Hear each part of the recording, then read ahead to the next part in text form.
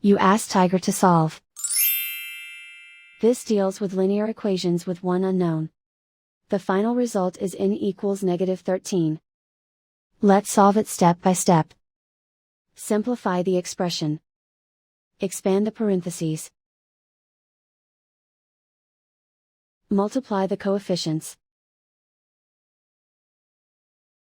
Simplify the arithmetic. Group like terms. Combine like terms. Swap sides.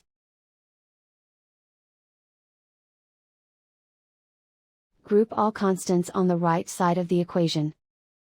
Add 54 to both sides. Simplify the arithmetic.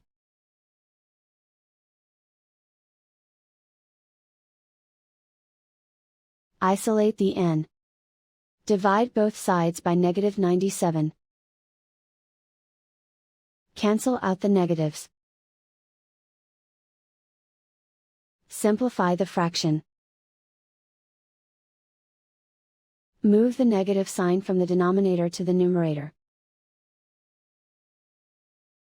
Find the greatest common factor of the numerator and denominator. Factor out and cancel the greatest common factor.